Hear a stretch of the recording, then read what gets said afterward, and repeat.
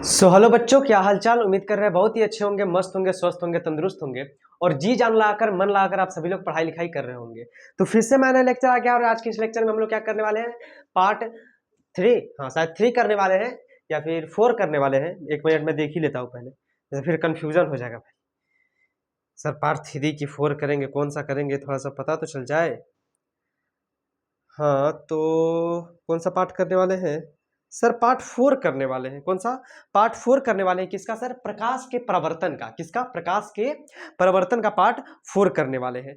ठीक है सर, आज हम लोग प्रकाश के प्रवर्तन का पार्ट 4 करेंगे। तो स्वागत है आपके हमारे इस नए प्लेटफॉर्म पे। और जो बच्चे नए हैं वो जल्दी जल्दी वीडियो को सब्सक्राइब कर दीजिए, कर दीजिए, लाइक कर दीजिए, कमेंट कर दीजिए, जितना हो सके वीडियो को शेयर कर दीजिए। और जैसा कि आपको पता है कि हम लोग लाइव क्लास कर रहे थे और मैं हमेशा बोल रहा हूँ तो मुझे अजीब सा लग रहा है। मैं लाइव क्लास हम लोग कर रहे थे लेकिन लाइव क्लास नहीं हो पा रहा है। अब इस प्रॉब्लम ही नहीं समझ आ रहा है कि क्या हो गया है, आईडी में प्रॉब्लम क्या हो गया है। अब किससे दिखाया जाए, क्या किया जाए, कुछ मेरे माथा में काम ही नहीं कर रहा है। ठीक, कल रात को मैं ट्राई कर रहा था, कल रात को 10-15 मिनट लाइव चला तो मैं खुश हो गया कि लगा कि अब ठीक हो गया। लेकिन फिर आज सुबह ट्राई किया तो फिर वही चीज़ हो रहा था, प्रॉब्लम। तो अब जल्द से जल्द इसको ठीक करने का प्रयास में मैं लगा हूँ और जितना हो सके मैं उतना 100% दे रहा हूँ। जल्दी से ठीक हो जाएगा, उसके बाद फिर हम लोग आपके बीच में आएंगे लाइव पढ़ने। फिलहाल तो रिकॉर्डेड पढ़ लीजिए। पढ़ने से मतलब है बढ़िया से पढ़ाऊंगा, मैं लाइव भी पढ़ाता हूँ और ऐसे भी पढ़ाऊंगा। कोई भी दिक्कत है तो कमेंट बॉक्स है ही आपके पास, कमेंट कर दीजिएगा तुरंत कि सर ये दिक्कत है, हम अगले लेक्चर में उसको क्या कर देंगे, बता देंगे। ठीक है सर। सर कल के लेक्चर में हम लोग क्या किए थे, प्रकाश के प्रवर्तन के नियम समझे थे कि सर 2 प्रकार के प्रकाश के प्रवर्तन के नियम होते हैं। एक आपतन कोण प्रवर्तन कोण, आपतन बिंदु पे डाला गया लंब तीनों एक ही तल पे होते हैं, समतल तल पे होते हैं। दूसरा सर आपतन कोण और बराबर प्रवर्तन कोण दोनों आपस में क्या होते हैं, बराबर होते हैं। दोनों आपस में क्या होते हैं, बराबर होते हैं। तो अब जो हम लोग नया टॉपिक पढ़ने वाले हैं, टॉपिक का नाम लिखिए जल्दी से। कौन सा टॉपिक पढ़ेंगे सर? अब टॉपिक पढ़ेंगे हम लोग विचलन कोण के बारे में। जिससे पहले वाला लेक्चर बहुत ज्यादा इंपॉर्टेंट था, तो जो बच्चे नहीं लगा है पहले वो लगा लीजिए, उसके बाद आइएगा, क्योंकि वो लेक्चर में 8-10 नंबर का सवाल है जो आपके बोर्ड में पूछा जा सकता है। उस लेक्चर में मैंने उतना कवर किया है, तो प्लीज उसको लगा लीजिएगा। टॉपिक क्या है हमारा सर? विचलन कोण। क्या है? विचलन कोण। सर ये विचलन कोण क्या होता है? विचलन कोण के बारे में जानेंगे सर। आपतन कोण पढ़े, प्रवर्तन कोण पढ़े, लेकिन विचलन कोण क्या होता है? तो आपके पास आएगा पहला क्वेश्चन यही कि सर विचलन कोण कहते किसे हैं? विचलन कोण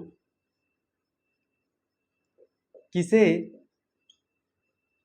कहते हैं? विचलन कोण किसे कहते हैं? तो विचलन कोण किसे कहते हैं सर? तो इसका आंसर देखिए, सिंपल मैं आंसर लिखवाता हूं, फिर उसको उसके बारे में मैं आपको क्या करूंगा, समझाऊंगा। विचलन कोण किसे कहते हैं कि आपतित किरण, आपतित किरण तथा परावर्तित किरण। क्या लिखेंगे?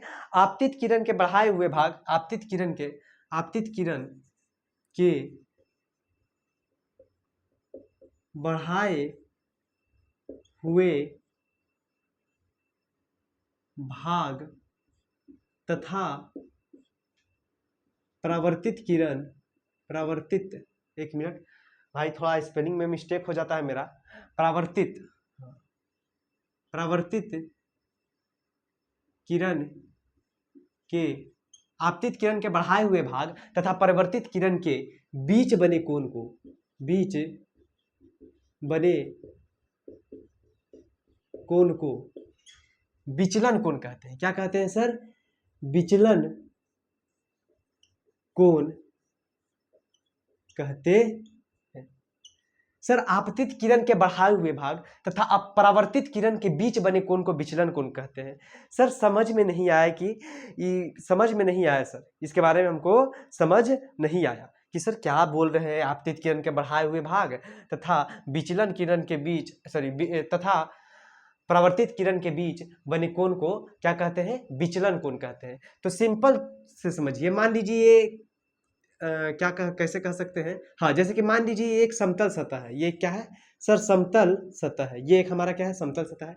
मान लीजिए ये आपतित किरण आई, ये सर जो किरण आती है उसको क्या कहते हैं? आपतित किरण। और तो आपतित किरण को अगर जो हम बढ़ा देंगे, तुमको अगर जो यहाँ पर शीशा वगैरह नहीं रहता, कुछ नहीं रहता, तो किरण को कैसे चले जाना चाहिए था सर? ये सीधा चले जाना चाहिए था, ऐसे ऐसे। क्योंकि इधर तो परावर्तित नहीं ना होता, हम मार दिए यहाँ से किरण, बीच में कुछ नहीं है तो सीधा चला जाएगा, लेकिन वहीं पर हम आईना रख देंगे तो टकरा के ऊपर चला जाएगा। अगर जो यहाँ बीच में कुछ ना हो तो ये किरण को किधर चला जाना चाहिए था, सीधा चला जाना चाहिए था। तो ये हो गया हमारा आपतित किरण, ये क्या हो गया हमारा आपतित किरण। और इसको क्या बोलेंगे, आपतित किरण का बढ़ाया हुआ भाग। क्या, आपतित किरण का बढ़ाया हुआ भाग। सर आपतित किरण का बढ़ाया हुआ भाग ये हो गया, जिसको हम लोग बढ़ा दिए, शीशा नहीं रहता तो इसको सीधा चला जाना चाहिए था, लेकिन ये चल गया कैसे, सीधा। और ये जो किरण जाता है इसको क्या बोलते हैं सर, इसको बोलते हैं परावर्तित किरण। क्या बोलते हैं सर, परावर्तित किरण बोलते हैं इसको। तो ये परावर्तित किरण सीधा चला गया। तो आपतित किरण के बढ़ाए हुए भाग तथा परावर्तित किरण के बीच में जो कोण बनेगा, ये जो कोण बना, इसी कोण को क्या कहेंगे हम लोग, इसी कोण को हम लोग विचलन कोण कहेंगे। क्या कहेंगे सर, इसको कोण को विचलन कोण, इसी को क्या कहेंगे हम लोग, विचलन कोण कहेंगे। क्या है डिफिनेशन, फिर से सुनिए कि आपतित किरण के बढ़ाए हुए भाग, आपतित किरण का बढ़ाया हुआ भाग तथा परावर्तित किरण, ये परावर्तित किरण, इन दोनों के बीच में जो कोण बनेगा ना, ये बीच में जो कोण बना, इसी कोण को हम लोग क्या कहेंगे, विचलन कोण कहेंगे। ठीक, इसी कोण को क्या कहेंगे, विचलन कोण कहेंगे। और विचलन कोण को डेल से सूचित किया जाता है, ये भी लिख लीजिएगा नोट में कि विचलन कोण को किससे, तो डेल से सूचित किया जाता है। सर डेल का साइन कैसा होता है, तो डेल का साइन कुछ ऐसा होता है, कैसा होता है, ऐसा होता है। ठीक, ये है क्या, डेल का साइन। इसको किससे सूचित किया जाता है सर, डेल से। किससे सूचित किया जाता है, डेल से सूचित किया जाता है। ठीक है, और इसका फॉर्मूला भी होता है विचलन कोण का, सर फॉर्मूला भी होता है। हाँ, फॉर्मूला क्या होता है, तो डेल बराबर 180 माइनस 2i। सर ये आई क्या है, ये आई है हमारा आपतन कोण। ये क्या है, आई, तो इस आई के बारे में लिख लीजिएगा सर, ये है हमारा आपतन कोण। आई हमारा क्या है सर, आई हमारा आपतन कोण है। तो ये है मेन फॉर्मूला, कौन सा सर, ये कि डेल बराबर 180 माइनस 2i। विचलन कोण के बारे में पढ़ रहे हैं, फिर से समझिए विचलन कोण क्या है। विचलन कोण किसे कहते हैं, तो आपतित किरण के बढ़ाए हुए भाग, आपतित किरण का जो हम लोग भाग बढ़ा दिए, तो आपतित किरण के बढ़ाए हुए भाग तथा परावर्तित किरण के बीच, ये परावर्तित किरण है, इन दोनों के बीच में जो एक कोण बनेगा, उसी कोण को हम लोग क्या कहेंगे सर, उसी कोण को हम लोग विचलन कोण कहते हैं। और विचलन कोण को किससे सूचित किया जाता है, डेल से सूचित किया जाता है। और डेल, इसका फॉर्मूला भी होता है कि डेल बराबर 180 माइनस 2i। और ये आई मतलब क्या होता है सर, आपतन कोण। हम बताए थे ना कि आपतन कोण को एंगल आई से और अपवर्तन कोण को एंगल आर से सूचित किया जाता है। ये चीज हम क्या किए थे, बताए थे आप लोगों को। ठीक है, और ये भी लिख लीजिए, यह दो तरह का होता है। ये कितने तरह का होता है, यह दो तरीकों से बनता है। यह दो तरीके से बनता है, ये दो तरीकों से बनता है। ये सब नोट का पॉइंट है, ये सब नोट कर लीजिएगा सर। ये दो तरीकों से बनता है, कैसे कैसे सर, पहला जो बनता है ये घड़ी की दिशा में, पहला क्या, घड़ी की दिशा में, घड़ी की दिशा में। दूसरा घड़ी के विपरीत दिशा में। दूसरा कैसे बनता है सर, घड़ी के विपरीत दिशा में। सर ये दो तरीकों से बनता है, पहला तो एक घड़ी के दिशा में बनेगा, दूसरा घड़ी के विपरीत दिशा में बनेगा। सर घड़ी की दिशा और घड़ी के विपरीत दिशा, आप लोग जैसे देख रहे हैं, ये घड़ी है हमारा, ये क्या है, घड़ी है। तो इधर देखते इधर 12 रहता है, इधर 6 रहता है, इधर 3 रहता है, इधर 9 रहता है, मतलब ऐसे करके घड़ी रहता है। इधर आप 1 डाल सकते हैं, इधर 2 3 4 हो गया, इधर 5 7 8 9 10 1 11। ठीक, ऐसे करके एक घड़ी है। तो एक जो कोण बनेगा, एक कोण बनेगा घड़ी की दिशा में। सर घड़ी का दिशा कोण, आप घड़ी किधर से देखते हैं, तो आप बोलिएगा सर हम इधर से देखते हैं। घड़ी किधर से देखते हैं, इधर से ना देखते हैं। इधर से 12 से सर 1 बजा 2 बजा 3 बजा 4 बजा, हम इधर से घड़ी देखते हैं। किधर से, इधर से। आप कभी इधर से घड़ी देखे हैं, नहीं सर। तो ये हो गया घड़ी का दिशा। ये क्या हो गया सर, घड़ी का, एक मिनट, घड़ी का दिशा। लेकिन आप कभी घड़ी इधर से देखते हैं, इस बगल से सर, अब इधर से हम घड़ी देखते हैं, इस बगल से। इस बगल से तो आप लोग घड़ी नहीं देखते थे, घड़ी देखते हैं इधर से हमेशा। तो ये हो गया घड़ी का विपरीत दिशा। ये क्या हो जाएगा, घड़ी की विपरीत दिशा। ये क्या हो जाएगी? घड़ी की विपरीत दिशा, और ये हो जाएगी घड़ी की दिशा। ये दो तरह का है, इसको इंग्लिश में बोलते हैं क्लॉकवाइज, इसको बोलते हैं एंटी क्लॉकवाइज। ठीक, ये भी याद रखिएगा। ठीक, तो ये दो तरीकों से बनता है, एक घड़ी की दिशा में बनता है, एक घड़ी के विपरीत दिशा में बनता है। जैसे सर, जैसे मान लीजिए कि यहाँ पर एक कोई विचलन कोण बन रहा है, कोई विचलन कोण बन रहा है, तो ये कैसे बन रहा है सर? ये ऐसे बन रहा है, कैसे? इधर से, इधर से बना। ठीक है, इधर से। तो जब इधर से बना सर, इधर से कौन बना? इधर से। तो इधर से बना तो इधर से क्या है? घड़ी की दिशा है। हम लोग घड़ी को इधर से देख, मतलब कि ये घड़ी की दिशा है सर, घड़ी की दिशा में बना। ठीक, और अगर जो कोई कोण इधर से बन गया ऐसे उल्टा, तो ये घड़ी की विपरीत दिशा में, घड़ी की विपरीत दिशा में बन गया, तो इसको घड़ी की दिशा में बोलेंगे, इसको घड़ी की विपरीत दिशा में बोलेंगे। समझ में आया ना?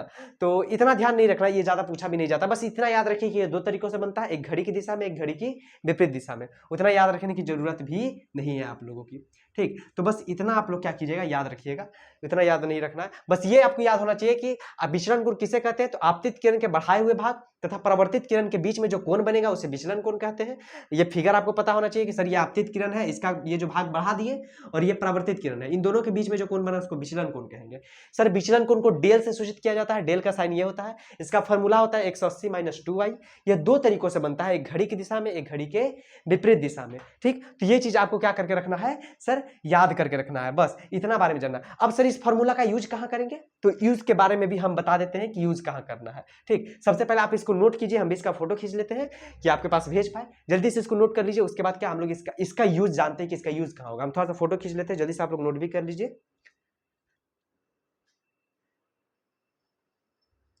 हाँ, तो चलिए सभी लोग नोट कर लिए होंगे, हम फोटो भी खींच लिए इसको मिटा देते हैं। उसके बाद हम लोग क्या देखते हैं कि इसका यूज कहाँ कहाँ कर सकते हैं सर। तो जल्दी से सर इसको पहले क्या कर दीजिए, रफ कर दीजिए। अभी हम लोग का टॉपिक क्या चल रहा है? विचलन कोण ही चल रहा है। इस फार्मूला का यूज करने भी, इस फार्मूला पे 1 नंबर वाले में क्वेश्चन पूछा जाता है, 1 नंबरिया में इससे ज्यादा क्वेश्चन पूछा जाएगा। ठीक है सर, अब इसका यूज भी जान लेते हैं, कहाँ कहाँ यूज होता है, कैसे यूज होगा, कैसा क्वेश्चन पूछेगा सर इस फार्मूला पे। फार्मूला तो याद कर लेंगे, लेकिन यूज तो लगाना जानना पड़ेगा ना हमको कि कहाँ कहाँ यूज कर सके, तो इसका यूज भी जान जाएंगे। तो जब तक मैं मिटा रहा हूँ, जल्दी से वीडियो को आप लोग शेयर कर दीजिए, जो बच्चे लाइक नहीं किए हैं लाइक कर दीजिए। ठीक है, और जो बच्चे नए हैं वो जल्दी से सब्सक्राइब भी कर देंगे। कोई भी दिक्कत है नीचे कमेंट बॉक्स है आप लोगों के पास, वहाँ आप लोग क्या बोलो, अपना कमेंट बॉक्स में बता सकते हैं कि सर हमको ये प्रॉब्लम आ रहा है इसमें। 1 मिनट, बोर्ड ज़्यादा गीला हो गया है, चलिए रुक जाइए। तो वहाँ कमेंट बॉक्स में आप लोग बता सकते हैं कि सर मेरे को ये प्रॉब्लम आ रहा है, तो इसका सोल्यूशन हम आपको दे देंगे। चलिए, अब सर इसका यूज कहाँ करेंगे? तो इसका यूज बहुत आसान है बाबू। कैसे? जैसे कि आपको एक क्वेश्चन दे देगा, क्वेश्चन नंबर 1। ठीक, क्वेश्चन नंबर 1, एक क्वेश्चन हम सॉल्व करेंगे, उसके बाद आप सभी को क्या करना है? क्वेश्चन को सॉल्व करना है। सर क्वेश्चन नंबर 1 क्या कहेगा? कहेगा कि एक आपतन कोण 45 डिग्री का है, तो विचलन कोण का मान याद कीजिए। क्या कहेगा कि एक आपतन कोण 45 डिग्री का है, 45 डिग्री का है, तो विचलन कोण का मान ज्ञात कीजिए। विचलन कोण का मान ज्ञात करें। सर एक आपतन कोण 45 डिग्री का है, तो विचलन कोण का मान ज्ञात करें। तो हम लोग सर इसको हल करेंगे, कैसे करेंगे सर? हमको पता है सर कि विचलन कोण बराबर, मतलब विचलन कोण को किससे सूचित करते हैं? डेल। डेल बराबर 180 - 2i होता है। तो सर ये आई क्या है सर? ये आई हमारा क्या है? आपतन कोण। आपतन कोण यानी सर 180 - 2 इंटू आई की जगह आपतन कोण, हमारा आपतन कोण कितना दिया है? 45 डिग्री, तो इसकी जगह क्या रख देंगे सर? 45 डिग्री। तो ये हमारा क्या आ जाएगा? 180 - 45 को 2 से करेंगे तो 90, यानी सर 90 डिग्री। क्या हमारा डेल बराबर क्या आ गया? 90 डिग्री, यानी विचलन कोण का मान कितना आ गया? 90 डिग्री आ गया। सर कितना यूज है, कितना आसान यूज करने दे दिया ना इसका। ठीक, अब देखिए इसी पे मैं एक और क्वेश्चन पूछ रहा हूं, जरा उसका आंसर आप लोग क्या कीजिएगा। ठीक है, हाँ चलिए, हम एक क्वेश्चन आपको देते हैं, खुद से ही देते हैं, छोड़िए हटाइए। यहां पर लिखिए क्वेश्चन 2, क्या कि एक परावर्तन कोण मान लीजिए 65 डिग्री का है, 65 डिग्री का है, तो विचलन कोण ज्ञात करें। तो विचलन कोण ज्ञात करें। आपके पास एक क्वेश्चन दे दिए कि सर एक परावर्तन कोण 65 डिग्री का है तो विचलन कोण ज्ञात कीजिए। तो बहुत बच्चे क्या करेंगे तुरंत में, सर अभी तुरंत ज्ञात कर देते हैं। कैसे करेंगे सर, हम लोग पता है कि विचलन कोण यानी डेल बराबर 180 माइनस 2i होता है सर। अब बहुत बच्चे क्या करेंगे, तुरंत बोलेंगे सर अभी निकाल दिए ना, 180 माइनस 2 इंटू 65 कर देंगे और इसको क्या कर देंगे, निकाल देंगे 180 माइनस 2 इंटू, ऐसे करके वो क्या कर देंगे, मतलब कि इसको रुक जाइए हाँ, चलिए, मतलब कि इसको सॉल्व करके वो क्या करेंगे, निकाल देंगे इसको। देखिए आंसर तो आ जाएगा, लेकिन यहाँ पर आपको क्या थोड़ा सा सोचना पड़ेगा। क्या सोचना है सर, यहाँ पर देखिए क्या कह रहा है कि बहुत बच्चे, अब जो बच्चे तेज होंगे वो बोलेंगे सर आई का मान थोड़ी 65 है, हमको परावर्तन कोण दिया है। यहाँ पर आपतन कोण दिया था, यहाँ पर परावर्तन कोण दिया है। सर आपतन कोण को आई कहते हैं, आई तो आपतन कोण को कहते हैं, यहाँ तो परावर्तन कोण दिया है। तो एक चीज याद रखिएगा आपको, इसलिए हम बोले थे कि पहले वाला क्लास लगा कराना है। पहले क्लास में हम आपको नियम बताए, किस चीज का नियम बताए सर, प्रकाश के परिवर्तन के 2 नियम। दूसरा नियम में हम आपको बताए थे कि आपतन कोण और परावर्तन कोण आपस में क्या होते हैं, बराबर होते हैं। 1 मिनट,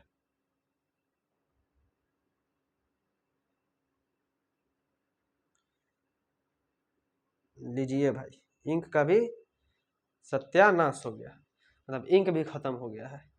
चलिए कोई बात नहीं, पढ़ लेंगे जी, पढ़ लेंगे, इतना में बहुत है। क्या है क्वेश्चन कि अब बहुत बच्चे क्या बोलेंगे, सर परावर्तन कोण 65 डिग्री है तो आई की जगह 65 डाल दिए, डाल देंगे सही भी आ जाएगा आंसर, लेकिन आपका सोच बिगड़ जाएगा। कैसे सर, अब आई मतलब आपतन कोण होता है। अब आपको एगो नियम पढ़ाए थे कि जो एंगल आई होता है ना वो बराबर होता है एंगल आर के, ये चीज आपको पढ़ाए थे दूसरा नियम में। यस सर, आप ये चीज बोले थे कि एंगल आई एंगल आर के बराबर होता है। यानी सर एंगल आई अगर जो 65 डिग्री है, अगर नहीं सॉरी, मतलब एंगल आई बराबर होगा एंगल आर के, तो एंगल आर कितना दिया है, 65 डिग्री हमको दिया है ना, तो एंगल आई भी कितना होगा, 65 डिग्री होगा। हमको आर न दिया है, ये परावर्तन कोण है, और परावर्तन कोण को किससे सूचित करते हैं, एंगल आर से। अब जो बच्चे रिवाइज नहीं किए होंगे, देखिए 10th क्लास पढ़ रहे हैं आप लोग, मजाक नहीं कर रहे हैं, ठीक। तो 10th क्लास में रिवाइज नहीं कीजिएगा, बहुत ज्यादा कॉन्सेप्ट है इसमें, ठीक। एक एक चैप्टर बहुत लंबा लंबा है, और रिवाइज नहीं कीजिएगा तो आपको समझिए नहीं आएगा क्वेश्चन। तो आपको समझ में पहले से रिवाइज, हाँ सर सही बता रहे हैं, परावर्तन कोण को एंगल आर से सूचित किया जाता है, आपतन कोण को एंगल आई से सूचित किया जाता है, ये सब रिवाइज किए होंगे तब ना पता चलेगा। परावर्तन कोण को एंगल आर से सूचित किया जाता है, लेकिन हमको फॉर्मूला में क्या चाहिए, आई चाहिए। तो हमको पता है कि एंगल आई और एंगल आर बराबर होता है, परावर्तन कोण कैसे, अब ये पते न है तो कैसे करेंगे। तो यानी सर एंगल आर अगर जो 65 डिग्री है तो एंगल आई भी कितना हो जाएगा, 65 डिग्री हो जाएगा। तो हम यहाँ 65 रख सकते हैं। अब इसको इससे गुना कर देंगे तो 5 10 का शून्य हाथ में, 103 12 13, 130 हो जाएगा मेरे ख्याल से, देख लिया, हाँ 130 हो जाएगा। अब इसको घटा देंगे तो ये आ जाएगा 50 डिग्री। यानी इस बार डेल बराबर कितना आ गया सर, 50 डिग्री आ गया हमारा। डेल बराबर कितना आ गया सर, 50 डिग्री आ गया इस बार डेल बराबर। समझ में आया ना आप सभी को, बढ़िया से ये चीज क्या आ गया, समझ में आ गया ना, ठीक है। किसी आपतन कोण 70 डिग्री तो विचलन कोण का मान ज्ञात कीजिए। चलिए आपको वो क्वेश्चन दे देते हैं हम, आप लोग क्या कीजिएगा इसको 3 नंबर क्वेश्चन लिख लीजिए। किसी परिवर्तन कोण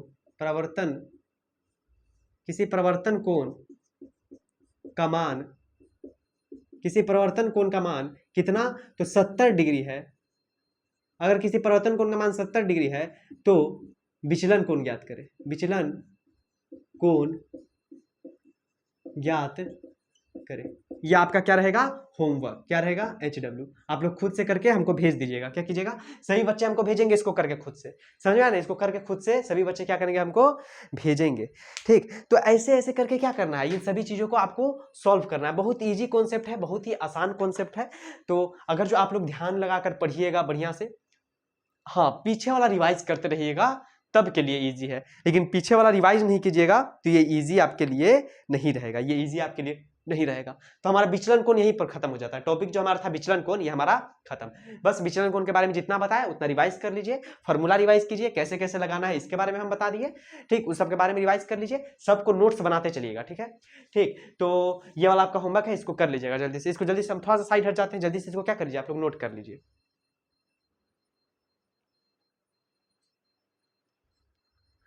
तो चलिए सभी बच्चे इसको क्या कर लिए होंगे, नोट कर लिए होंगे। हम इसको क्या कर देते हैं, रफ कर देते हैं, रफ कर देते हैं। उसके बाद हम लोग चलते हैं अपना नेक्स्ट टॉपिक की तरफ, जो कि हमारा नेक्स्ट टॉपिक है प्रतिबिंब। क्या है? प्रतिबिंब। जो बच्चों को पता है कि प्रतिबिंब किसे कहते हैं, पहले जल्दी से आप लोग कमेंट में लिख दीजिए कि प्रतिबिंब कहते किसे। जब तक हम मिटा रहे हैं आप कमेंट में लिख दीजिए कि प्रतिबिंब किसे कहते हैं। प्रतिबिंब मतलब एक शब्द में उत्तर, प्रतिबिंब मतलब किसे कहते हैं, प्रतिबिंब किसे कहते हैं, एक शब्द में कि प्रतिबिंब कहते किसे हैं सर, बता दीजिएगा तो मान जाइए कि हाँ सर बात तो सही बोले, प्रतिबिंब किसे कहते हैं समझ गए। एक शब्द में बताना है, जल्दी से कमेंट बॉक्स में लिख दीजिए, तब तक हम इसको रफ कर रहे हैं। आजकल बोर्ड ज्यादा गंदा हो जाता है, हमको 3 डस्टर से बिताना पड़ता है, पहले एक डस्टर गीला, फिर थोड़ा उससे सूखा, फिर पूरा सूखा, बहुत झमेला है और हाथ दर्द भी करता है मिटाते मिटाते। लेकिन मेरा अंटर पंटर पढ़ेगा नहीं, एकदम कसम खाए कि ना हम नहीं पढ़बो, कुछ हो जाए तो हम नहीं पढ़बो, ना पढ़ो लोग तो मारो खुबो लोग, समझ में आए नो, मारो लगी मारो ऐजे से मारो ऐजे से। चलिए अब हमारा जो टॉपिक है वो है प्रतिबिंब। क्या है सर? प्रतिबिंब। प्रतिबिंब। अब बहुत बच्चों को पता होगा कि सर प्रतिबिंब आखिर होता क्या है, बहुत बच्चे को नहीं पता है तो सब बच्चों को पता, हम एक बार में बता देंगे तो सब बच्चे जान जाएंगे कि भाई क्या प्रतिबिंब। प्रतिबिंब किसे कहते हैं सर? तो अभी दुर्गा पूजा होता, अभी एने रक्षाबंधन गई हा, तो मैंने बहुते पर्व त्योहार होता, अभी दीपावली आई, छठ पूजा आई, तो नया नया कपड़ा पहन के आ जे तू लोग फोटो खींचे ला लोग नु, उहे फोटोवा के का कहल जाला? प्रतिबिंब कहल जाला। का कहल जाला? प्रतिबिंब। समझ में आयल नु? हाँ, प्रतिबिंब किसे कहते हैं सर? तो जो हम लोग फोटो खींचते हैं उसको प्रतिबिंब कहते हैं, बोलेंगे तो शुद्ध भाषा में उसी को, लेकिन प्रतिबिंब किसे कहते हैं? जैसे सर ये हमारा आईना, मतलब कि ये आईना है, ये क्या है? आईना। सर ये आईना को आप यहां रख दिए और यहां पर ये क्या रखे हैं? ये क्या है जी, क्या बोलते हैं इसको? क्या क्या? मार्कर। हाँ मार्कर। तो ये हमारा आईना है सर, आपका सर वहां पर दिख रहा है आप फोन, हाँ चलिए ये देखिए क्या है? मार्कर। ये मार्कर का प्रतिबिंब क्या होगा? आईना में बन रहा है, तो ये मार्कर का जो तस्वीर आईना में बन रहा है इसी को क्या कहते हैं? प्रतिबिंब कहते हैं। इसी को क्या कहते हैं? प्रतिबिंब। सर ये मार्कर का तस्वीर ना आईना में बना, तो जो तस्वीर आईना में बना ना उसी को क्या कहते हैं? प्रतिबिंब कहते हैं। उसी को क्या कहते हैं सर? उसी तस्वीर को क्या कहेंगे? प्रतिबिंब कहेंगे। आपको हमारा फोनवा दिखाई दे रहा होगा जिससे वीडियो बन रहा है, शायद हमको जैसा लग रहा है, तो फोनवा जो दिखाई दे रहा है ना उसको क्या कहेंगे? वो फोन का प्रतिबिंब बना। आप अपना सुंदर सुंदर चेहरा देखते तनी होने से बाल सवार लेती, तनी बाल उठा लेती, तो जो अपना फोटोवा देखते हैं ना शीशा में उसी को क्या कहते हैं? प्रतिबिंब कहते हैं। सिंपल भाषा में बोला जाए तो इमेज, किसको? इमेज को प्रतिबिंब कहा जाता है। सर मेरा इमेज खराब हो गया, वो इमेज को नहीं, मतलब फोटो वाला इमेज को, जिसको कहते हैं ये हमारे को फोटो खींच दी है तो वह फोटोवा का क्या कहल जाला? इमेज कहल जाला। समझ में? मतलब प्रतिबिंब कहा जाता है हिंदी में, और इंग्लिश में इसको इमेज कहा जाता है, जिसको आप लोग आजकल शॉर्ट फॉर्म में बोलते हैं पिक। पिक खींच दो तो मेरा एक पिक भेज देना, तो उसी को क्या कहते हैं? प्रतिबिंब कहते हैं। तो सर प्रतिबिंब कहते किसे हैं? पहला तो यही आएगा, बताइए। तो बहुत फोटो खींचते हैं, बताइए जल्दी से क्वेश्चन में कि प्रतिबिंब किसे कहते हैं? प्रतिबिंब, प्रतिबिंब किसे कहते, प्रतिबिंब आखिर कहते किसे हैं, बस ये बता दीजिए हमको। बहुत फोटो आप लोग खींचते हैं कि प्रतिबिंब किसे कहते हैं, ठीक। तो पता है, पता है कि नहीं प्रतिबिंब किसे कहते हैं? नहीं पता है तो सुनिए, देखिए किसी प्रकाश स्रोत से, लिखेंगे किसी, समझाएंगे हम, पहले लिखिए किसी वस्तु से निकलने वाली, क्या लिखें? बढ़िया डिफिनेशन आपको सोच कर देना है, किसी वस्तु से निकलने वाली,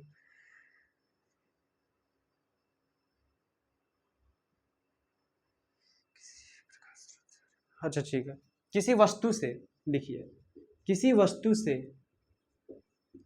किसी वस्तु से निकलने वाली प्रकाश की किरणें, प्रकाश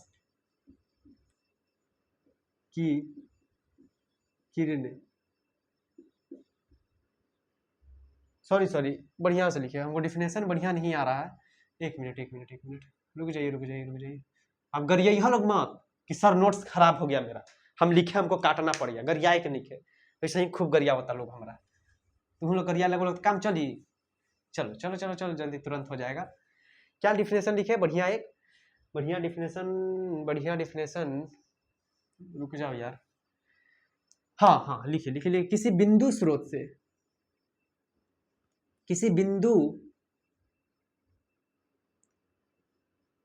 स्रोत से, किसी बिंदु स्रोत से। सर स्रोत का स्पेलिंग गलती हो गया, कैसे होता है जी स्रोत का स्पेलिंग? रुक जाओ।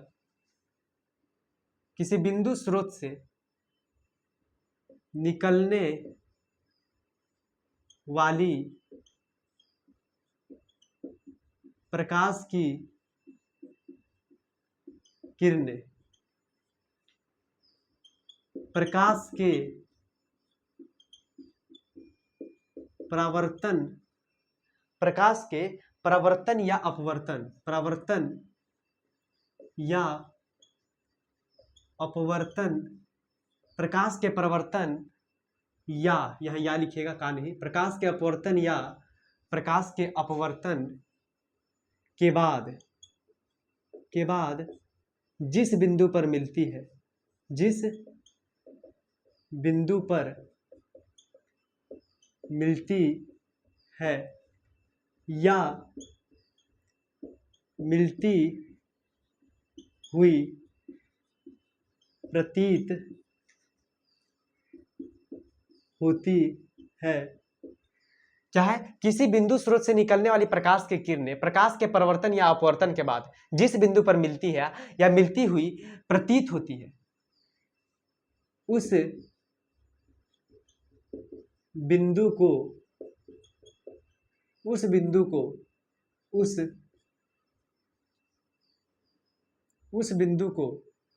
उस प्रकाशीय स्रोत का, उस बिंदु को उस प्रकाशीय स्रोत का प्रतिबिंब कहते हैं, प्रतिबिंब कहते हैं। अरे थक गए रे, बहुत हाथ दर्द कर रहा है सर, इतना लंबा चौड़ा डिफिनेशन लिखवा दिए, आपका हाथ दर्द करने लगा, हम लोग का हाथ का क्या होगा। ठीक है, कुछ नहीं होगा, बहुत इजी है। ठीक है, क्या है कि किसी बिंदु, अभी प्रतिबिंब हमको समझाएंगे नहीं, प्रतिबिंब समझाएंगे जब प्रतिबिंब बढ़िया से पढ़ाने लगेंगे उस टाइम प्रतिबिंब समझाएंगे। बस आपको डिफिनेशन अभी याद रखना है कि किसी प्रकाशीय स्रोत से निकलने वाली प्रकाश की किरणें प्रकाश के परिवर्तन के बाद जिस बिंदु पर मिलती है या फिर मिलती हुई प्रतीत होती है, उस बिंदु को उस प्रकाशीय स्रोत का प्रतिबिंब कहते हैं। सर अभी डिफिनेशन याद रखिए, बस डिफिनेशन याद रखिए, इसको समझाएंगे पता है कब, जब हम आपको किरण आरेख पढ़ाएंगे ना, तो उस टाइम हमको याद रखेंगे कि आपको प्रतिबिंब समझाना है। ये याद रखिएगा कि यह दो प्रकार के होते हैं, यह दो प्रकार के होते हैं। पहला प्रकार क्या है सर और दूसरा प्रकार क्या है, दोनों बता दीजिए। पहला है आपका वास्तविक प्रतिबिंब, क्या है सर, वास्तविक प्रतिबिंब, और दूसरा है काल्पनिक प्रतिबिंब, काल्पनिक प्रतिबिंब। सर ये दो प्रकार का प्रतिबिंब बता दिए, एक बता दिए हमको वास्तविक प्रतिबिंब और दूसरा बता दिए सर काल्पनिक प्रतिबिंब। ठीक है सर, ये दोनों क्या क्या होता है, दोनों के बारे में अभी लिखवा रहे हैं, लेकिन समझाएंगे कब, जब आपको किरण आरेख पढ़ाएंगे। सर अभी समझा दीजिए ना, अभी समझाने लगेंगे ना तो ये पता चलेगा सर ये एक उत्तल दर्पण है, अवतल दर्पण है, ये एक प्रधान अक्ष है, यहाँ से प्रकाश की किरण गई इधर टकराई, फिर एक प्रकाश की किरण भेज देते हैं, किधर से भेज दे, मान लीजिए यहीं से भेज देते हैं, ये गई इधर टकराई तो फिर यहाँ पर एक प्रतिबिंब बना, इसी को प्रतिबिंब कहते हैं। समझिए ना आएगा सर, क्या क्या बना दिए सर, धीरज रखिए, धीरे धीरे धीरे रे मना धीरे सब कुछ होए, माली सींचे 100 घड़ा जब ऋतु तब फल होए। ठीक, तो अभी धीरे धीरे हम बताएंगे ये टॉपिक प्रतिबिंब जो है ना, अभी आपको सिर्फ याद रखना है, हम इसके बारे में समझाएंगे आपको कब, जब किरण आरेख पढ़ाएंगे तब। अब किरण आरेख कब पढ़ाएंगे सर, अब देखते हैं कब तक होता है। ठीक, लेकिन समझा देंगे आपको, टेंशन मत लीजिए। ठीक, आपको समझ ही नहीं आएगा, अभी समझाएंगे तो बिल्कुल समझ नहीं आएगा। ठीक सर, प्रतिबिंब कितने प्रकार के होते हैं, दो प्रकार के, पहला एक वास्तविक दूसरा काल्पनिक, तो दोनों के डिफिनेशन भी लिख लेते हैं सर। वास्तविक प्रतिबिंब किसे कहते हैं, वास्तविक प्रतिबिंब, वास्तविक प्रतिबिंब किसे कहते हैं सर, वास्तविक प्रतिबिंब किसे कहते हैं, तो सिंपल परिभाषा बहुत ही अच्छा है कि किसी प्रकाशीय स्रोत से निकलने वाली प्रकाश की किरणें, किसी प्रकाशीय, आप यहां भी डाल लीजिएगा प्रकाशीय, इस बिंदु के बीच में यहां भी प्रकाशीय डाल लीजिएगा, डिफिनेशन और अच्छा हो जाएगा। ठीक, बिंदु, किसी बिंदु से निकलने वाली, किसी बिंदु किसी प्रकाशीय स्रोत, हम बिंदु मिटा दीजिएगा और लिखिएगा किसी प्रकाशीय स्रोत से निकलने वाली प्रकाश की किरणें, ये लिखिएगा क्या, किसी प्रकाशीय स्रोत से निकलने वाली प्रकाश की किरणें। उसी तरह यहाँ भी लिखते हैं किसी प्रकाशीय स्रोत से निकलने वाली प्रकाश की किरणें, स्रोत से निकलने वाली प्रकाश की किरणें, प्रकाश की किरणें प्रकाश के परावर्तन या अपवर्तन के बाद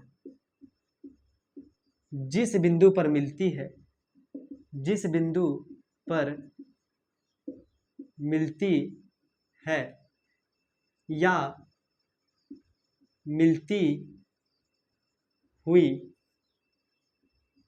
प्रतीत होती है, सॉरी, जिस बिंदु पर मिलती है, सिर्फ मिलती हुई, मिलती है, मिलती हुई प्रतीत नहीं होती, मिलती है, प्रतीत नहीं लगेगा इसमें, प्रतीत काल्पनिक में लगेगा।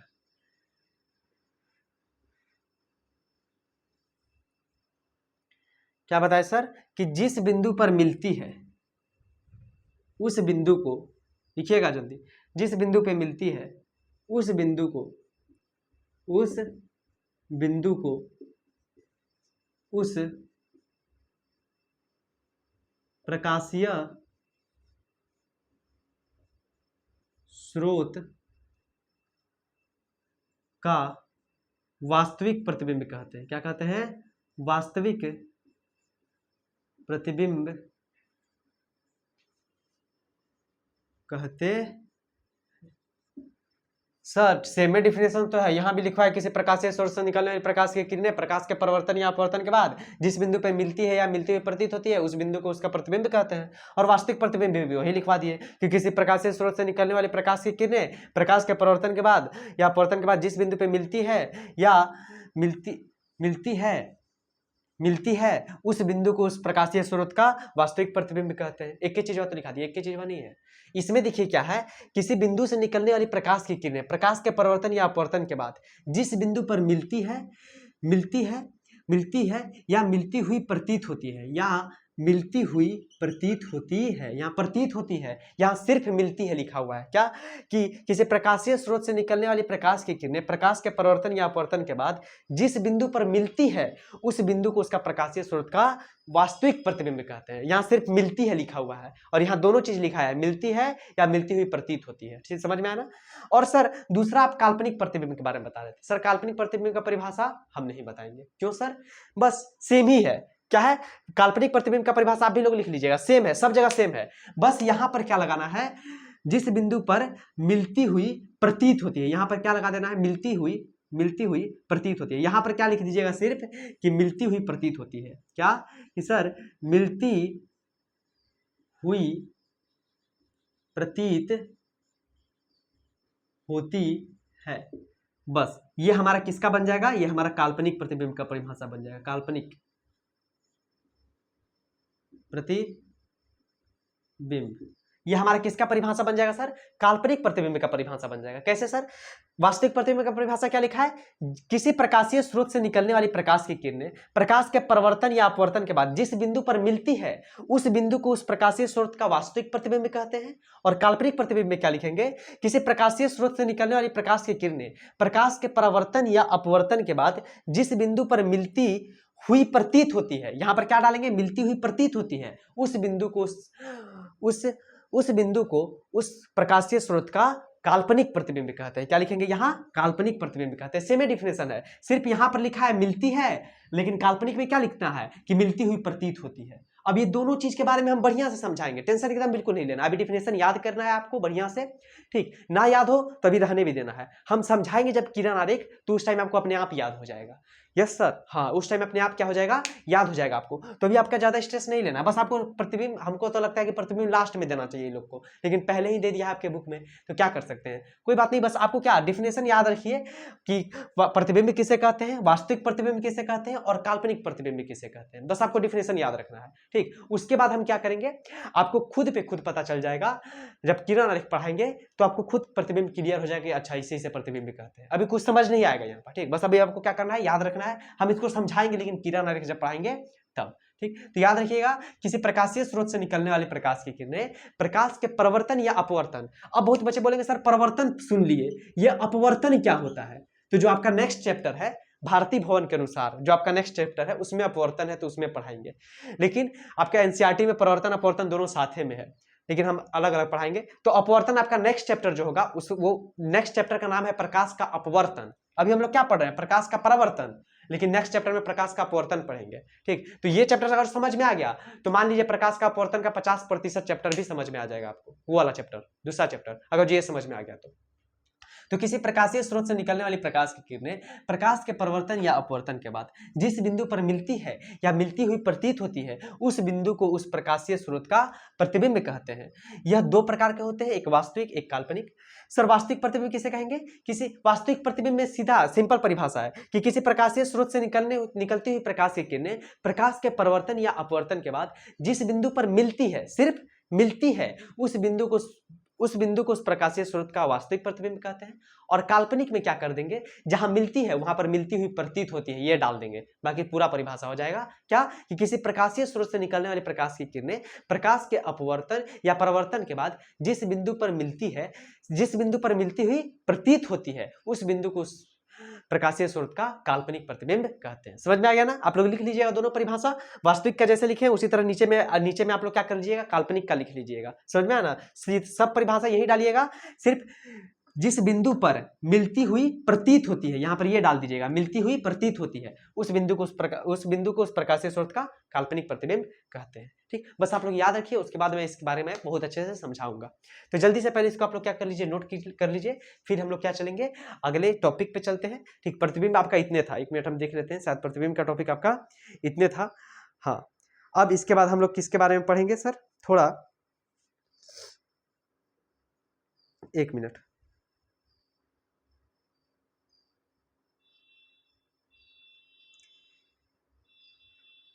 हाँ 1 मिनट रुक जाइए।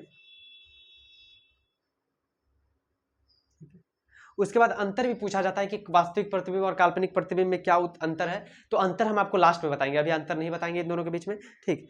अब चलते हैं विपरिवर्तन और पार्श्व विपरिवर्तन किसे कहते हैं इसके ऊपर पे, क्योंकि अभी अंतर समझाएंगे आपको समझ में आएगा नहीं, ठीक। तो इस टॉपिक को मैं लास्ट में ही वैसे पढ़ा था, लेकिन मैं आपको समझाने के लिए पढ़ा दिया हूँ, लेकिन लास्ट में ये फिर से आएगा आपके बीच में, फिर से उस टाइम आपको पढ़ाएंगे, ठीक है। लेकिन अभी याद रखिएगा कि वो प्रतिबिंब किसे कहते हैं, वास्तविक प्रतिबिंब किसे कहते हैं और काल्पनिक प्रतिबिंब किसे कहते हैं। तो जल्दी से इसको नोट कीजिए, फिर चलते हैं नेक्स्ट चैप्टर के, मतलब नेक्स्ट टॉपिक की तरफ। थोड़ा सा हम इसका फोटो खींच ले आप लोगों को देने के लिए, जल्दी से नोट कीजिए।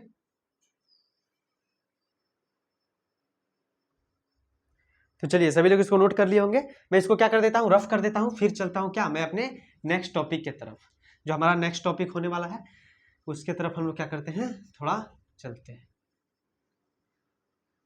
ठीक। बहुत इजी टॉपिक है, आपका प्रतिबिंब में थोड़ा लग रहा होगा सर समझ में नहीं आया, मैं इसको समझाऊंगा बढ़िया से, लेकिन जब किरण आरेख पढ़ाऊंगा तब मैं इसको क्या करूंगा, आपको बढ़िया से समझाऊंगा कि सर ये आखिर है क्या प्रतिबिंब, ये दो प्रकार के होते हैं, कैसे कैसे होते हैं, इन दोनों में अंतर भी बताएंगे हम, लेकिन उस टाइम आपके बुक में तो अब ये दे दिया है, लेकिन समझ में आएगा नहीं, तो जब समझे में ना आए तो क्यों पढ़े झूठ मूठ का, लास्ट में पढ़ लेंगे बढ़िया से, ठीक। दोबारा पढ़ने से कोई जुड़ा है नहीं, लेकिन फिर भी हम आपको 2 बार पढ़ा देंगे, एक बार पढ़ा दिए हैं, एक बार और पढ़ा देंगे। चलिए 3 बार मिटाना पड़ रहा है, बताइए, तब वो आप लोग का एक बार हाथ नहीं जाता है कि कमेंट कर दे कुछ, बड़ा खेल है रे बाबू, कर दलो कुछ कमेंट कर दलो, अच्छा खराब कुछ लाइक कर दलो, शेयर कर दलो, इतना तो कर ही सके लोग, मतलब कर सकते हैं आप सभी लोग, भोजपुरी बोलने से भुला जी हम।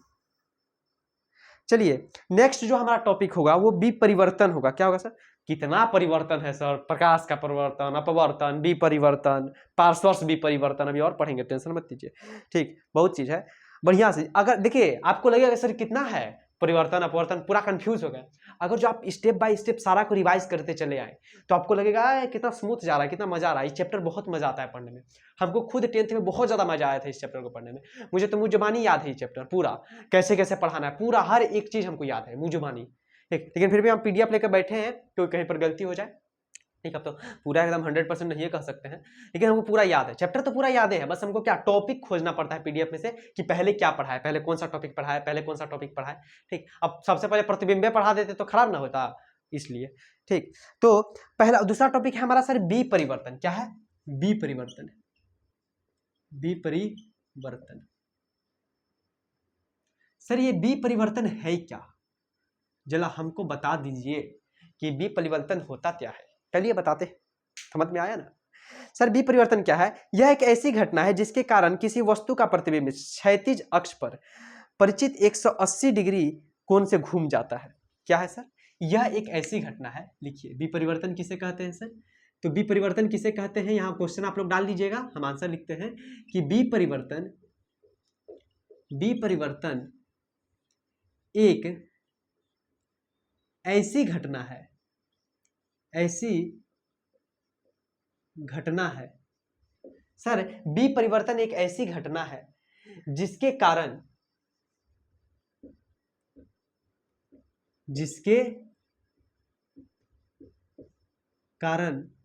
बी परिवर्तन एक ऐसी घटना है जिसके कारण किसी वस्तु का प्रतिबिंब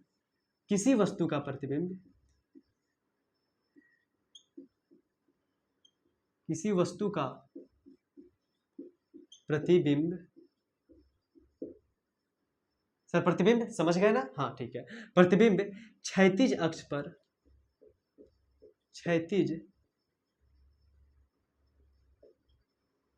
पर किसी वस्तु का प्रतिबिंब क्षैतिज अक्ष पर या फिर क्षैतिज अक्ष के परिचय 180 डिग्री, क्या परिचय 180 डिग्री के कोण पर घूम जाता है। परिचय 180 डिग्री के कोण पर घूम जाता है। देखो बी परिवर्तन एक ऐसी घटना है जिसके कारण अर्थात वस्तु का ऊपर भाग नीचे और नीचे वाला भाग ऊपर दिखाई देता है। बस ये लिख लीजिए अर्थात वस्तु का ऊपर वाला भाग नीचे, यह नीचे लिखा है, नीचे तथा नीचे वाला भाग ऊपर दिखाई देता है। सर बड़ा लंबा चौड़ा लिखवा दिए, कोई बात नहीं, चलिए समझिए क्या है बी परिवर्तन। क्या है बी परिवर्तन? एक ऐसी घटना है जिसके कारण किसी वस्तु का प्रतिबिंब क्षैतिज अक्ष पर। सर क्षैतिज अक्ष क्या होता है? क्षैतिज अक्ष जिसको सीधा कहते हैं। जैसे आप रोड पे गाड़ी चलाएंगे ना, तो रोड पे गाड़ी कैसे चलेगा सर? सीधा चलेगा। तो सीधा जाने वाले को क्या कहते हैं? क्षैतिज अक्ष। और एक होता है ऊर्ध्वाधर अक्ष। क्या होता है? ऊर्ध्वाधर अक्ष। ऊर्ध्वाधर अक्ष मतलब सर रॉकेट छोड़ेंगे तो ऊपर जाएगा, तो ऊपर जाने वाले को ऊर्ध्वाधर अक्ष। जैसे कि हम लोग एक्स वाई जानते हैं ना, तो ये एक्स वाले को क्या कहते हैं? क्षैतिज अक्ष, ये एक्स वाले को। और वाई वाले को ऊर्ध्वाधर अक्ष। क्यों? क्योंकि ये ऊपर है। और क्षैतिज अक्ष को क्या कहते हैं? ये नीचे कहते हैं। तो क्षैतिज अक्ष मतलब ये प्लेन सीधा। क्षैतिज अक्ष बोला जाए तो ये क्षैतिज अक्ष हो गया। और ऊर्ध्वाधर अक्ष सर ये जो खड़ा रहेगा वो क्या कहेगा? ऊर्ध्वाधर अक्ष कहलाएगा। रॉकेट किस में उड़ता है? ऊर्ध्वाधर अक्ष में उड़ता है, एकदम सीधा। और क्षैतिज अक्ष में क्या उड़ता है सर? क्षैतिज अक्ष में कुछ उड़ता नहीं है सर, गाड़ी हम लोग उड़ाते हैं क्षैतिज अक्ष पे। मोटरसाइकिल ले लेंगे 120 की रफ्तार पे उड़ जाएंगे, पता चला भगवान उड़ा लिए ऊपर। क्षैतिज पे जा रहे थे, अचानक ऊर्ध्वाधर पे चले गए, होगा ना ऐसा? नहीं। तो क्षैतिज पे क्या चलाएंगे? बाइक चलता है क्षैतिज पे, गाड़ी चलता है क्षैतिज पे, हम लोग चलते हैं क्षैतिज पे सीधा सीधा। कि आप ऊपर चलते हैं? ऐसे नहीं चलते हैं, ऐसे रॉकेट जाता है ऊपर, समझ में आया ना? ये रॉकेट नहीं है। अगर जो रॉकेट रहेगा तो किधर जाएगा? ऊर्ध्वाधर अक्ष पे। और क्षैतिज अक्ष पे क्या चलेगी? कार चलेगी, समझ में आया ना? कार वगैरह गाड़ी हो गया, हम लोग हो गए क्षैतिज अक्ष पे चलते हैं। ठीक, तो क्या है सर, हमको समझाइए जरा। क्षैतिज अक्ष तो समझ गए कि बी परिवर्तन एक ऐसी घटना है जिसके कारण किसी भी वस्तु का प्रतिबिंब क्षैतिज अक्ष के परिचय 180 डिग्री कोण पर घूम जाता है, अर्थात ऊपर वाला भाग नीचे तथा नीचे वाला भाग ऊपर दिखाई देता है। मतलब सर समझ में ना आई हमारा, सिंपल देखिए, जैसे सर जैसे जैसे मान लीजिए ये एक आपके कार्डबोर्ड है या फिर पेपर है, इस पेपर पे हम क्या लिख दिए, पी लिख दिए, क्या लिख दिए, पी, क्या लिख दिए सर, पी लिख दिए आप। अब इसी को कभी कभी देखिएगा कोई कोई आईना पे दिखाएंगे ना, जब इसी को कोई दूसरे आईना पे दिखाएंगे तो ये क्या हो जाएगा, पूरा 180 डिग्री घूम जाएगा, 180 डिग्री घूम जाएगा सर, मतलब ये आपको पी उल्टा दिखाई देगा। कैसा दिखाई देगा सर, उल्टा, ऐसा पी दिखाई देगा, ऐसा, कैसा दिखाई देगा, ऐसा। जब आप मिरर के सामने रखिएगा तो देखिएगा कभी कोई भी सर, हाँ मिरर के सामने जब लिखिए रखिएगा पी तो ये पूरा उल्टा दिखाई देगा सर। मिरर में कहा उल्टा नहीं दिखाई देता, कोई दूसरे मिरर में, हर एक मिरर नहीं होता है, ठीक। बी परिवर्तन, आपको जो पार्श्व बी परिवर्तन बताएंगे वो हमारा नॉर्मल मिरर में होता है, ऐसा मिरर में, ठीक। पार्श्व परिवर्तन ही नॉर्मल मिरर में होता है, लेकिन बी परिवर्तन जो होता है ये साधारण मिरर में नहीं होता है। कहीं कहीं देखिएगा आप, कभी कभी होता है ऐसा कि जैसे ये पी लिखा हुआ है बोर्ड पे, इसको जब आईना में रखेंगे ना तो आईना में पी कैसा दिखाई देगा, ऐसा पी दिखाई देगा। मतलब 180 डिग्री क्या हो जाएगा, घूम जाएगा। अब 180 डिग्री घूमेगा तो इधर आएगा तो पी का मुंह इधर ना हो जाएगा जी, ये कैसे हो गया, तो 60 डिग्री घूम जाएगा। ये घूमा 180 डिग्री, मान लीजिए, अच्छा इधर से घूम गया, जैसे ये पी 180 डिग्री इधर से घूम जाएगा, तो इधर से जब ये पी 180 डिग्री इधर घूमेगा, 180 डिग्री समझ में आता है ना सर, ये सीधा एंगल पी, ये 180 डिग्री बनता है, तो ये पी है मान लीजिए। अब पी सर 180 डिग्री घूम गया, तो 180 डिग्री घूमेगा, मान लीजिए यहाँ पर आया ऐसे, फिर घुमा ऐसे आया, फिर घुमा ऐसे आया, और घुमाए ऐसे आ गया, और घुमाए ऐसे आ गया, और घुमा दीजिए सर, अंतिम में घूम कर कैसे आ जाएगा सर, अंतिम में घूम के ऐसे आ जाएगा। मतलब ये 180 डिग्री क्या हो जाएगा, घूम जाएगा। तो पार्श्व परिवर्तन एक ऐसी घटना है जिसके कारण कोई वस्तु क्षैतिज अक्ष पर कितना सर, 180 डिग्री क्या हो जाता है, घूम जाता है। 180 डिग्री घूम गया, समझ में आया ना। कभी कभी आईना में आपको दिखाई देगा ऐसा चीज, आईना में आप देखिएगा ना तो आगे में कुछ भी लिख कर लीजिएगा उल्टा दिखाई देगा पूरा एकदम, ऐसे 7 ऐसे लिख दिए, 7 हमको उल्टा लिखा दिखाई देगा, ठीक।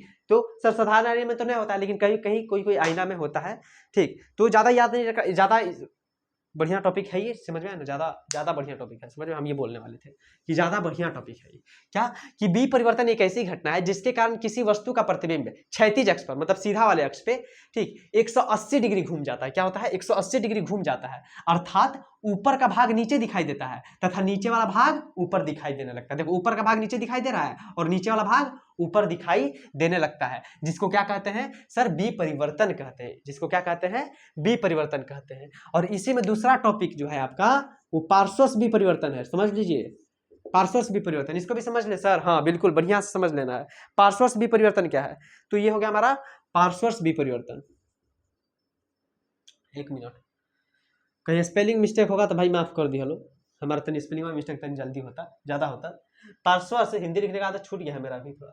पार्श्व बी परिवर्तन, बी परिवर्तन सर, पार्श्व बी परिवर्तन क्या है, एक मिनट, हाँ पार्श्व बी परिवर्तन क्या है, सेम इसी के जैसा है, सेम इसी के जैसा है, इसका भी डिफिनेशन लिखिए सभी लोग। यह एक ऐसी घटना है, पार्श्व परिवर्तन एक ऐसी घटना है जिसके कारण किसी प्रतिबिंब, हाँ लिखिए लिखिए लिख लीजिए, लिखिए तब समझाते हैं। पार्श्व विपरिवर्तन एक ऐसी घटना है जिसके कारण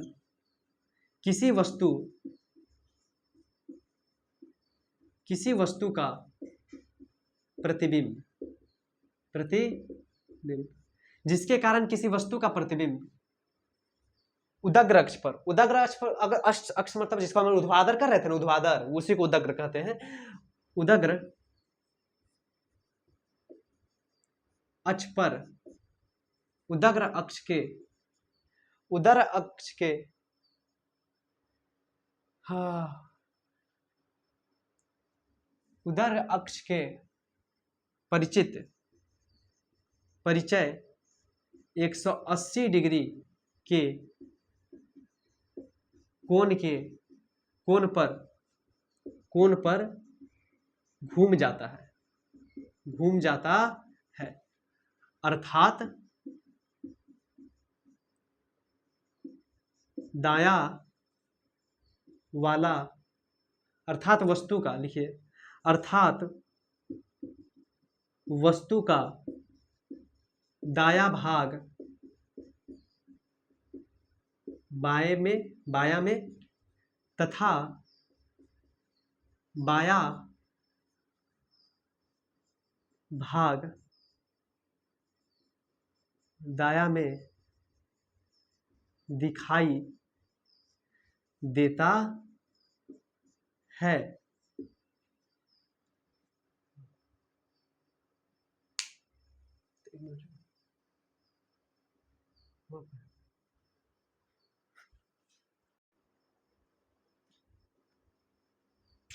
हाँ, एक मिनट है, थोड़ा सा चले गए थे, एक काम आ गया था। चलिए जल्दी से आपको समझा देते हैं, लास्ट टॉपिक है, इसके बाद हम लोग क्या करेंगे, ऐज मौस करेंगे। सर नहीं नहीं नहीं, याद करना है, क्या करना है, याद करना है, रिवीजन करना है, बहुत चीज हम लोग पढ़ चुके हैं अभी। चलिए सर, पार्श्वस्थ विपरिवर्तन क्या बताया? पार्श्वस्थ विपरिवर्तन एक ऐसी घटना है जिसके कारण किसी वस्तु का प्रतिबिंब उदग्र अक्ष पर, उदग्र अक्ष मतलब क्या, सीधा वाला अक्ष पर, ठीक, उदग्र अक्ष के परिचित 180 डिग्री के कोण के साथ घूम जाता है, अर्थात वस्तु का दायां भाग बाएं भाग में तथा बायां भाग दाएं भाग में दिखाई देता है, उसे पार्श्वस्थ विपरिवर्तन कहते हैं। जैसे सर, जैसे यहाँ पर देखिए, आपको दिख रहा होगा, यहाँ पर हम बना देते हैं, एक छोटा सा बना देते हैं, जैसे कि ये है एक पेज है, और इस पे हम क्या लिख दिए सर, पी लिख दिए, क्या लिख दिए, पी, मान लीजिए उल्टा पी लिखे हैं, क्या लिखे हैं, उल्टा पी लिखे हैं, तो हमको कैसा दिखाई देगा यहाँ पर सर, यहाँ पर हमको जो है ना सीधा पी दिखाई देगा। कैसा दिखाई देगा, सीधा पी दिखाई देगा, मतलब 180 डिग्री उदग्र अक्ष पे घूम गया। कैसे घूम गया, उदग्र अक्ष पे, ऐसे सर पी ऐसे लिखे थे, लेकिन घूम के कैसा हो गया, ऐसा हो गया, तो 180 डिग्री ऐसा घूम गया, ठीक। ऐसा आपको दिखने को मिलेगा मिरर में, अभी भी आप समांतर, आप कहीं खड़ा हो जाएगा मिरर में, 2 लिख लीजिएगा या फिर 3 लिख लीजिएगा, और 3 लिखकर जब आईना के सामने खड़ा होइएगा ना, तो 3 आपको उल्टा दिखाई देगा। आप लोग कभी देखिएगा, ये चीज तो रेयर होता है, लेकिन ये चीज आपको अपने आईना में देखने को मिल जाएगा, ठीक है। तो पार्श्वस्थ विपरिवर्तन क्या है, ये एक ऐसी घटना है, किसी वस्तु का प्रतिबिंब उदर अक्ष के परिचित 180 डिग्री घूम जाता है, अर्थात वस्तु का दायां भाग जो है, देखिए वस्तु का जो दायां भाग है वो बाएं भाग में और बायां भाग दाएं भाग में दिखाई देने लगता है। समझ में आया ना, तो वस्तु का दायां भाग बाएं भाग में और बायां भाग दाएं भाग में दिखाई देने लगता है, जिसको हम लोग क्या कहते हैं, पार्श्वस्थ विपरिवर्तन कहते हैं। तो ये आप सभी लोग को समझ में आ गया होगा पार्श्वस्थ विपरिवर्तन क्या है, समझ में आ गया ना, पार्श्वस्थ विपरिवर्तन क्या है। और कल से हमारा जो है ना मेन टॉपिक स्टार्ट होगा, जिसको क्या कहते हैं, दर्पण कहते हैं। क्या कहते हैं सर, दर्पण कहते हैं। जितना बेसिक था आप लोग बेसिक क्या कर चुके हैं, क्लियर कर चुके हैं सर, और कल से हम लोग क्या करेंगे, मेन टॉपिक को स्टार्ट करेंगे, दर्पण। समझ में आया ना, कल से क्या मेन टॉपिक को स्टार्ट करेंगे, जिसे क्या कहते हैं, दर्पण। तो आपको आई होप आपको समझ में आ गया होगा क्या सर, कि पार्श्वस्थ परिवर्तन क्या है, विपरिवर्तन। विपरिवर्तन एक ऐसी घटना है जिसके कारण किसी वस्तु का प्रतिबिंब क्षैतिज अक्ष पर, क्षैतिज अक्ष के परिचित 180 डिग्री के कोण पे घूम जाता है, अर्थात वस्तु का ऊपर वाला भाग नीचे भाग में और नीचे वाला भाग ऊपर में दिखाई देता है।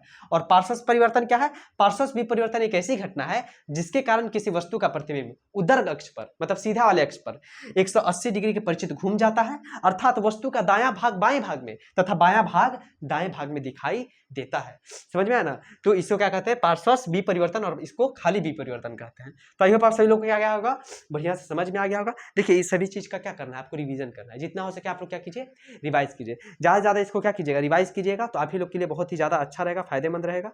और रिवीजन करने से ही आगे चल के आपको क्या होगा, ये चीज टॉपिक समझ में आएगा। अभी हम लोग इतनी चीज पढ़ चुके हैं ना, तो आप बोलिएगा सर इतना चीज पढ़ लिए ना, हमको कुछ समझ ही नहीं आ रहा है, क्या क्या करें, क्या क्या पढ़े, क्या क्या नहीं पढ़े।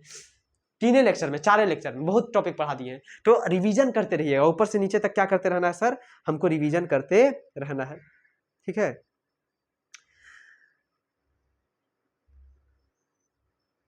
रुक जाइए,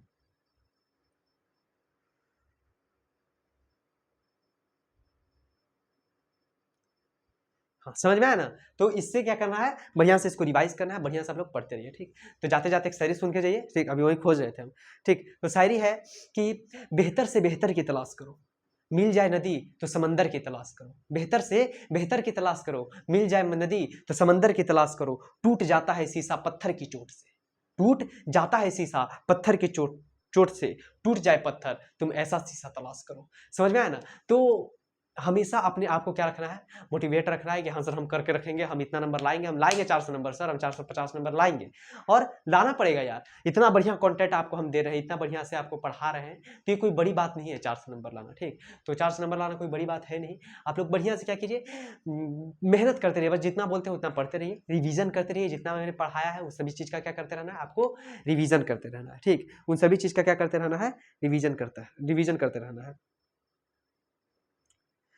चलिए, तो आज के लिए बस इतना ही रहने देते हैं। ये जिंदगी,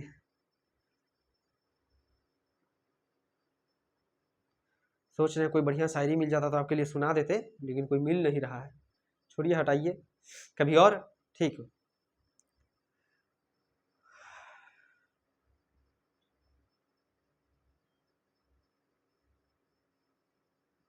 चलिए कोई बात नहीं, अभी मिल नहीं रहा है, कभी और आपको सुनाया जाएगा शायरी, गाना, जो चीज़। लेकिन आप लोग टाइम पे सब कुछ काम करते रहिएगा, तो आपको टाइम पे हर एक चीज़ हम सुनाते भी रहेंगे। ठीक,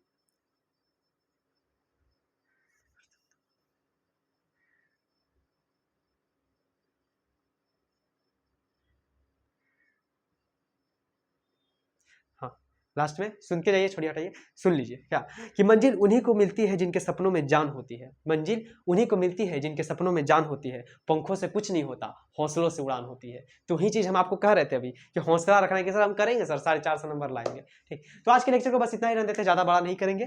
ठीक, परिवर्तन भी परिवर्तन, और हाँ लाइफ का जो बात है हम उसको क्या करेंगे, जल्दी से जल्दी ठीक कर देंगे, टेंशन मत लीजिए, जल्द से जल्द वो क्या हो जाएगा, ठीक हो जाएगा। ठीक, तो आज के लेक्चर को बस इतना ही रहने देते हैं। चैनल पर नए हैं, सब्सक्राइब कर दीजिएगा, वीडियो को लाइक कर दीजिएगा, ज़्यादा से ज़्यादा वीडियो को प्लीज़ शेयर करिएगा। कोई भी दिक्कत है नीचे कमेंट करके जाइएगा, और क्लास खत्म हुआ अभी कमेंट करके जाइएगा कि कैसा लगा क्लास। ठीक, तो कमेंट करके जाइएगा, और मिलते हैं जल्दी ही नेक्स्ट लेक्चर में। तब तक के लिए जय हिंद, जय भारत।